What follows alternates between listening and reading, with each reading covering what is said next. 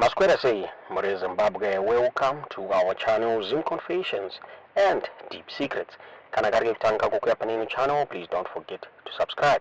Kana uchingwa gara waka subscriber, don't forget to comment and share this video.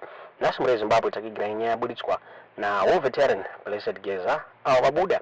Bashara iwo vachiti, he wants to stop business tycoon kuda kwa shida grey ni nyaya yake yekuda kutora chigaro anzi his plan is to replace President Mnangagwa. Vatagurei varikunzi vakaindoswa by the party Harare province by the parties Harare province Central Committee. Geza buda chora vachita aiwa he is not stopping there ne position yava Central Committee and yakaiswa via back door and is not stopping there and he want to become the president of the country. And the Geza Babuda Story Chiti, that is unacceptable, and then we will not accept this. Mure Zimbabwe has no Mushe, Geza, Babuda Story Chiti, through his proxies, he was secure a government contract at one day, and so win a multi-million-dollar deals, your constructor, constructor the Mbuzi interchange flyover. Mure Zimbabwe Zonanzi, Maka expanded to carry his business interests into mining and vapadhuze nekumonopolize the fuel sector. Nomira Mushe zokunzi vatagwire zvakare vakabata command agriculture program Mure Zimbabwe and zvokunzi is currently the chairperson of the land tenure implementation committee.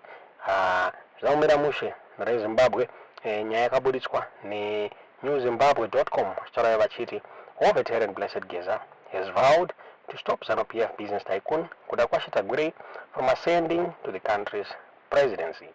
Geza, who has made Tagure a target of criticism, is claiming that the controversial businessman has set his sight on replacing President Mnangagwa. His claims stem from Tagure's proximity to Mnangagwa and recent endorsement by the party's Harare province into the Central Committee. He is not stopping there. He is now in the Central Committee, whose position he got through the back door. He is not stopping there. He wants to become the president of the country. That is unacceptable. We will not accept this, said Geza. Tagure, through his proxies, has been securing government contracts.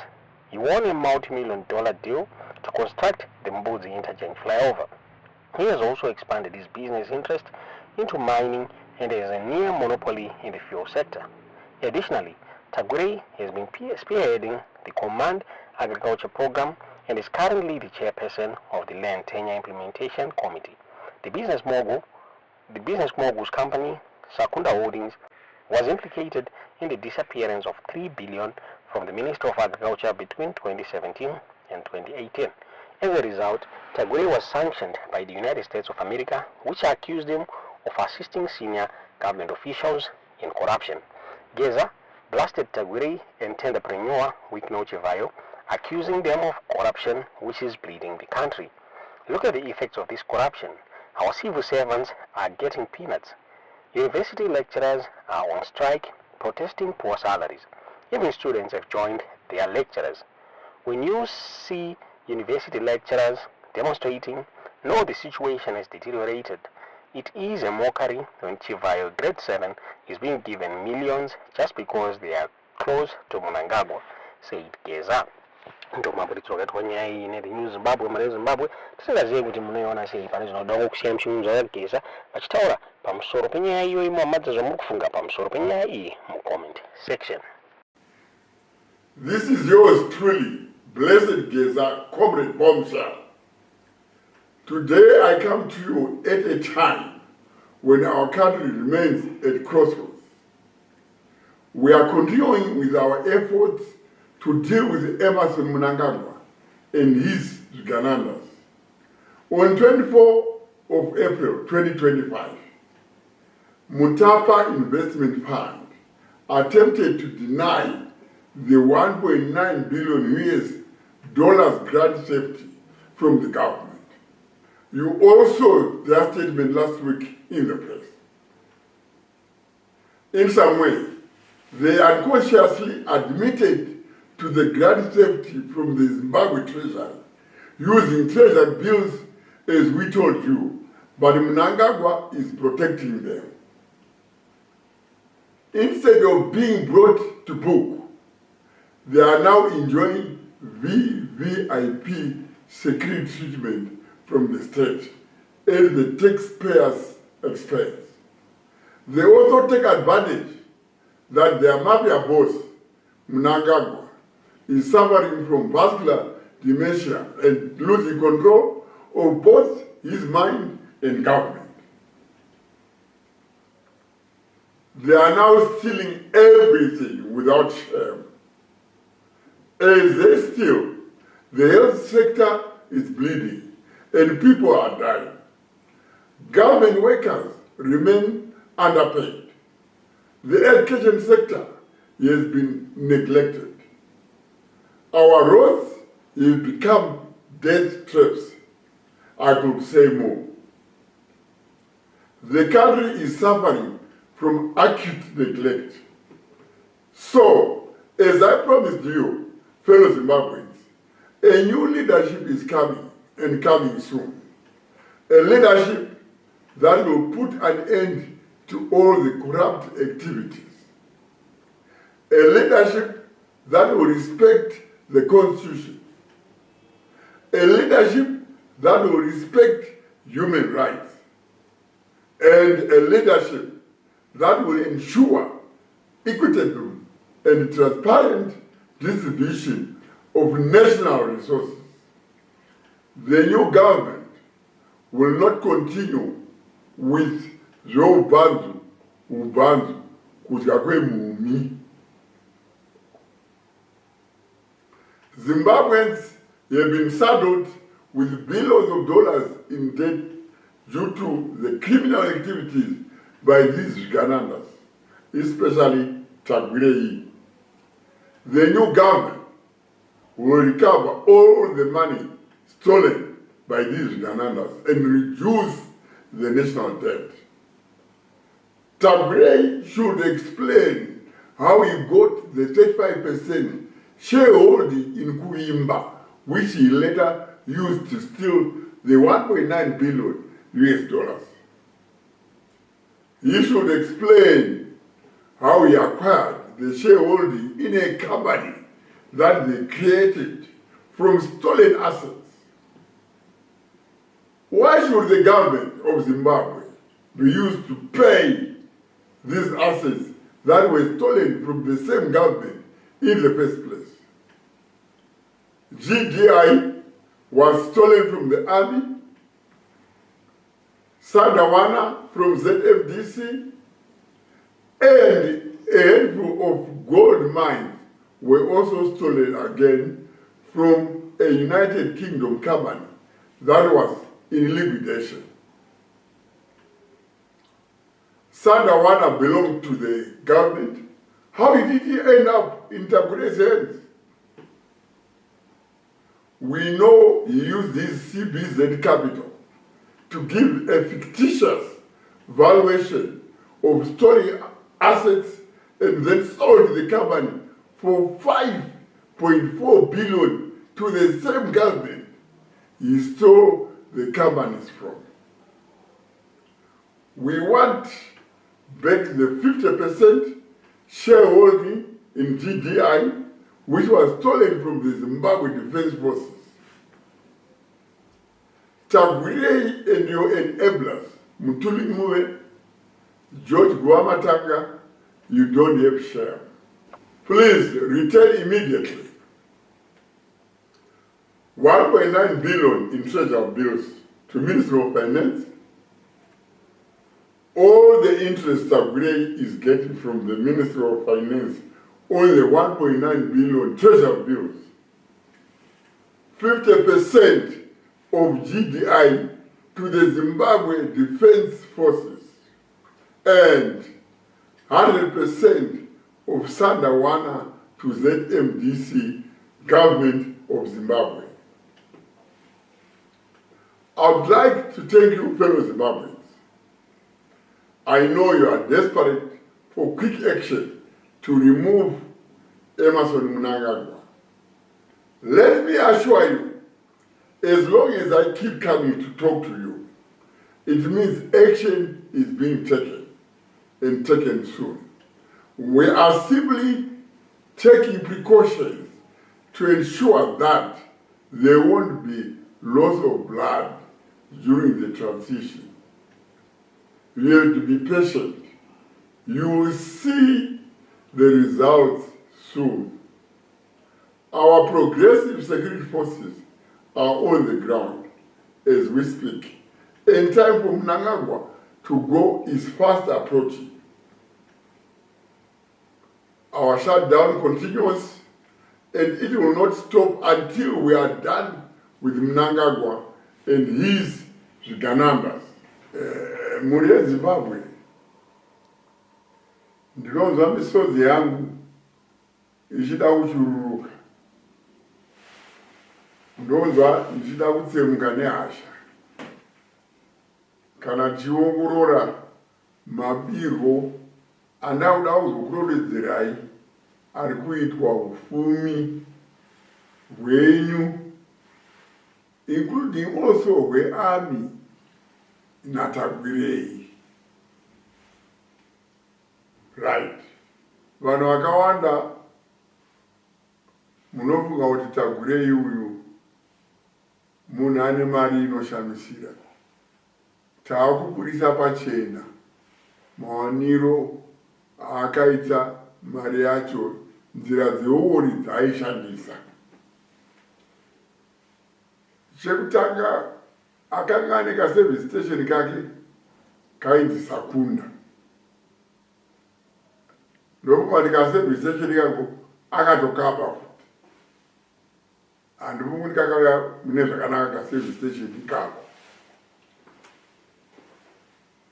Tava mukaservice station takazonzwa command agriculture yakufanirwa natagwirei. Ndikati tagwirei anowana kupi mari yose yokufanira nyika yose necommand agriculture. Uori hwacho ndopakanga hwatotangisa kuwedzera network yeuori ipapa. Takazozviona kuti pava paya yanga isiri mari yake, imari yaipiwa nehurumende and asikadzoseri mari iyoyo. Right? Haana kubvumira ipapo munhu anonzi tagwirei. Right? Akaenderera mberi nokudoba makambani ehurumende, makambani army kana kuti defense forces, makambani amwe emaBritish akanga ari under liquidation. But nokuda kwokuti network yake yaifurandwa naye tagwirei, but boss wacho ari Emerson. The network yacho was well oiled. Zvekuti hapana munhu akambofungira kuti zvinhu zvichabuda. Saka tagwirei uyu panyaya yecommand agriculture akaita chikwereti chehurumende chaisvika over 900 million US. 900 million US, hapana kana security, hapana kana chii. Unoshaya kuti munhu uyu aipuwa mari yechikwereti chakawanda kudaro. Right? Zvichifamba sei banda kutsanangurai kuti right, munhu anga ari behind madhiri ese apo ndiEmerson. Right?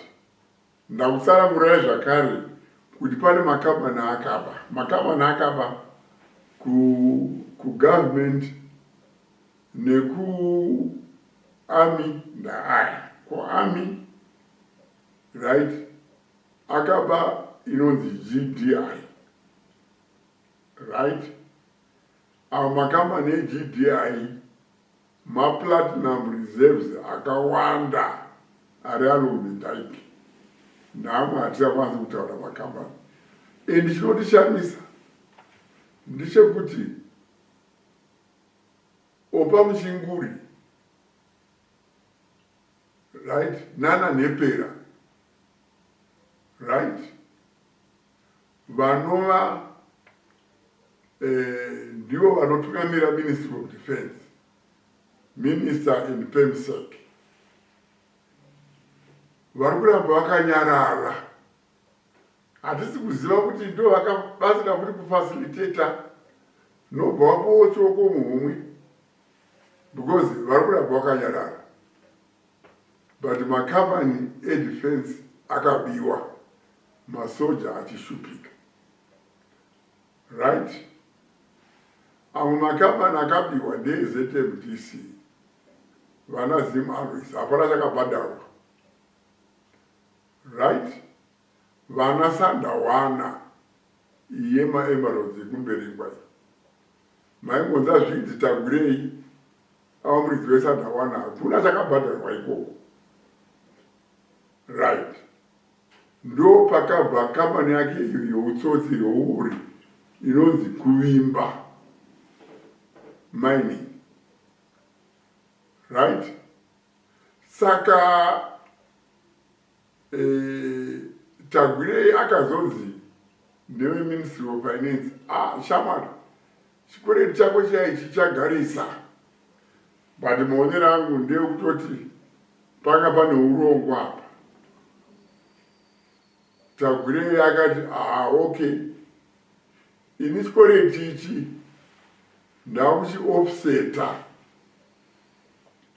ndakutengeserai mashares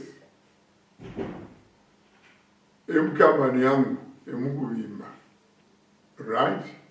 Kuti ndiite offset chikwereti changu. Right? Saka akaofseta chikwereti chiya, kuimba yacho yasina kana kubvisira kuti yanga atova valued at 1.5 billion. Saka in other words, government yangozvibhadhara yoga, uyo hapana kana cent kana chipeneti chakabva kunobhadhara chikwereti, achitosara aine imwe mari. Hazvina kuperera ipapo. Akazoti after a year, because iye anga asara ne35% mukuvimba iya. Saka after a year, nobva adzokera futi kugovernment. Zvikanzi ndauda kutengeserai kuvimba yose. Apa angaudza kambani yake inonzi CBZ Capital kuzoita reevaluate company yekuvimba. Saka within a year, that company yanga iri worth 1.5 billion. Yakaitwa valuated at 5.4 billion US.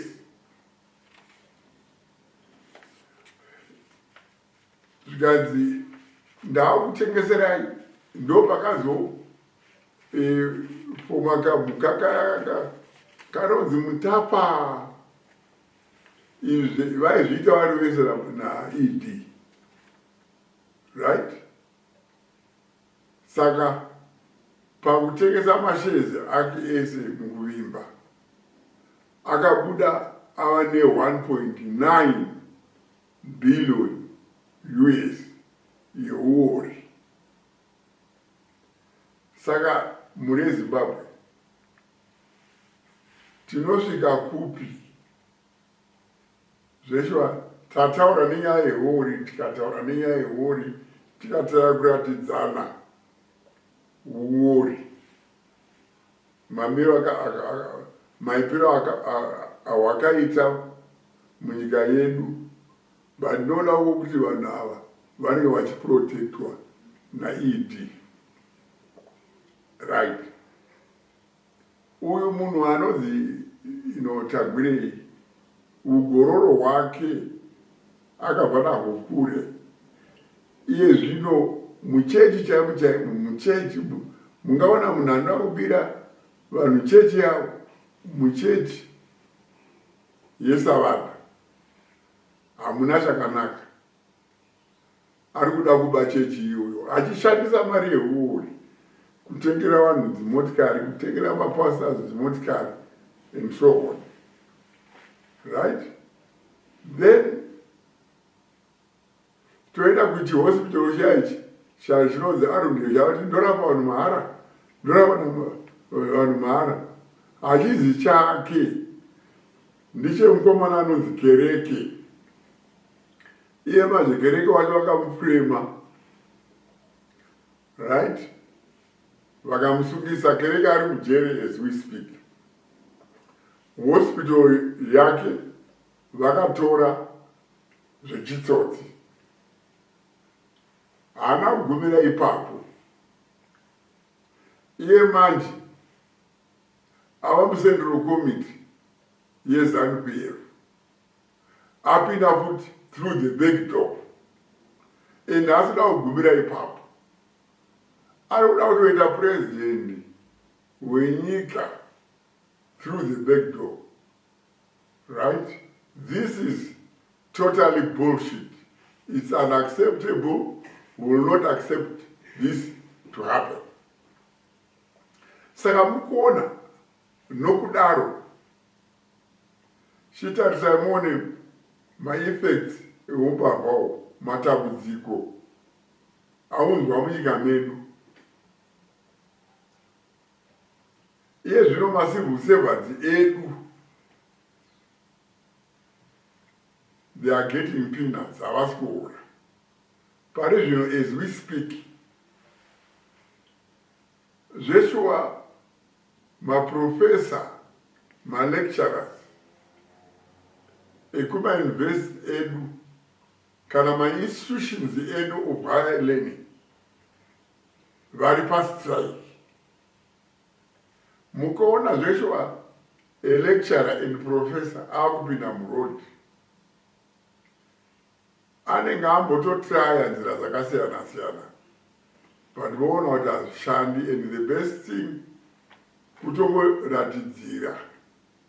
And maziro andiri kuita ndeyekuti even mastudents ajoina varairidzi vavo kuti ayo hondo iyi ndeyedu tese, because kana musikafari it means the quality of education yamuchatipa inenge yachipa. Saka isu hamungapiwi kuti mamuchipuwa kuma-2000 manje makupuwa 200. You know, it's a mockery. It's a mockery. Chimungu chisina kana grade 7 chinonzi chivhayo chichipuwa ma-540 million, right? Engofamba padhuze naMnangagwa. Zvinoreva chii izvozvo? Zvinoreva chii?